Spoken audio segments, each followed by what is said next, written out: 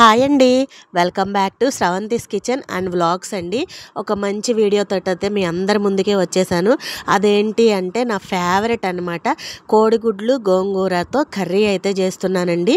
So వీడియోలోకి అయితే వెళ్ళిపోదాము. ముందుగా వాటికి కావాల్సిన ఐటమ్స్ అన్నీ కూడా ఈ విధంగా అయితే రెడీగా అయితే పెట్టేసుకున్నానండి. సో ఫస్ట్ అయితే ఎగ్స్ని కూడా ఉడకబెట్టేసుకున్నాను. ఇప్పుడు వీటికి ఘాట్లు పెట్టేసి ఒక పక్కన అయితే పెట్టేసుకుంటున్నాను అనమాట.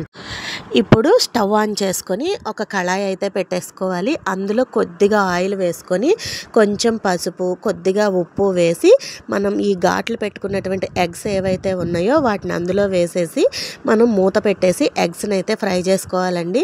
ఇది అందరికీ తెలిసిందే కదా. సో వీడియో అయితే చూస్తూ ఉండండి. ఇంతకీ ఈ కర్రీ ఎంతమందికి ఇష్టమో కామెంట్ చేయండి. ఇప్పటి వరకు టేస్ట్ చేయని వాళ్ళు కూడా చేయలేదు అని కామెంట్ అయితే చేయండి. సో నెక్స్ట్ ఇంకొక స్టవ్ ఆన్ చేసుకొని ఇంకో కళాయి పెట్టుకొని కొద్దిగా ఆయిల్ వేసుకొని 4 పచ్చిమిర్చిని 2 ముక్కలుగా కట్ చేసి అందులో వేసుకొని ఒక 2 సెకండ్స్ ఫ్రై అయిపోయిన తర్వాత మనం తీసుకున్నటువంటి గోంగూరని శుభ్రంగా కడిగేసేసుకొని నీళ్లు గట్టిగా పిండేసుకొని ఆ పచ్చిమిర్చిలోకి అయితే యాడ్ చేసేసుకోవాలండి.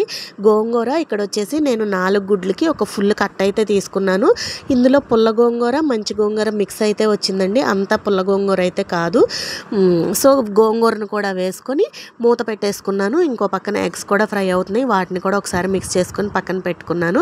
ఇదిగోండి గోంగూర 2 మినిట్స్కి ఈ విధంగా అయితే ఫ్రై అయిపోయిందనమాట. ఇప్పుడు దీన్ని ఆ వాటర్ కూడా అంతా ఎవాపరేట్ అయిపోయేదాకా ఉంచుకొని చల్లారి పెట్టి తర్వాతే మిక్సీలోకి అయితే వేసుకోవాలండి. సో ఇప్పుడైతే వీటిని స్టవ్ ఆఫ్ చేసేస్తున్నాను. అండ్ అలాగే ఈలోగా ఎగ్స్ కూడా ఫ్రై అయిపోయినాయి అనమాట. సో వీటిని కూడా తీసేసి ఒక పక్కన ప్లేట్లో అయితే పెట్టేసుకొని ఇప్పుడు ఇదే కళాయిలో ఇంకొద్దిగా ఆయిల్ అయితే యాడ్ చేసుకుంటున్నానండి. ఇప్పుడు ఇదే కళాయిలో ఆయిల్ యాడ్ చేసుకొని అది కాగిన తర్వాత ఎండుమిర్చి, జీలకర్ర, ఆవాలు అండ్ అలాగే కొన్ని పచ్చిమిర్చి ముక్కలు, కొద్దిగా కరివేపాకు అంతా వేసుకొని పోపుని మంచిగా అయితే ఫ్రై చేసుకోవాలండి. పోపు మంచిగా ఫ్రై అయిపోయిన తర్వాత 2 పెద్ద సైజు ఉల్లిపాయలను తీసుకొని చిన్న ముక్కలుగా అయితే కట్ చేసుకున్నాను అనమాట. సో దీన్నైతే ఈ పోపులోకి యాడ్ చేసేసి కొద్దిగా సాల్ట్ వేసి ఉల్లిపాయ అనేది మంచిగా ఫ్రై అయ్యేంత వరకు ఫ్రై చేసుకోవాలి. ఉల్లిపాయ అనేది మనకి ఎంత మంచిగా ఫ్రై అయితే కర్రీ అనేది అంత మంచి టేస్ట్ అయితే వస్తుందండి. ఉల్లిపాయ బాగా ఫ్రై అవ్వాలన్నమాట. ఇప్పుడు ఉల్లిపాయ ఫ్రై అయిపోయిన లోపుగా మనం ఈ గోంగూర పచ్చిమిర్చి మిశ్రమం ఉంది కదండి, దాన్ని మిక్సీ జార్లో వేసుకొని మెత్తటి పేస్ట్లా అయితే పట్టుకోవాలి. అవసరమైతే కొద్దిగా వాటర్ను కూడా యాడ్ చేసుకొని స్మూత్ పేస్ట్ లాగా అయితే చేసుకోవాలన్నమాట. ఇదిగోండి వీడియోలో చూపిస్తున్నట్టు చేసుకొని దీన్ని అయితే పక్కన పెట్టేసుకున్నాను.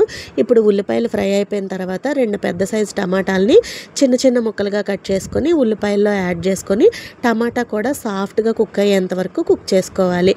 టమాటా కూడా సాఫ్ట్గా కుక్ అయిపోయిన తర్వాత ఒక పెద్ద స్పూను అల్లం వెల్లుల్లి పేస్ట్ వేసి అల్లం వెల్లుల్లి ముద్ద పచ్చివాసన పోయేంత వరకు ఫ్రై చేసుకోవాలి. ఇప్పుడు ఇందులో స్పైసెస్ వచ్చేసి ఉప్పు, పసుపు, కారం, కొద్దిగా గరం మసాలా వీటిని కూడా వేసుకొని మసాలాలన్నీ కూడా పచ్చివాసన పోయేంత వరకు ఫ్రై చేసుకోవాలి.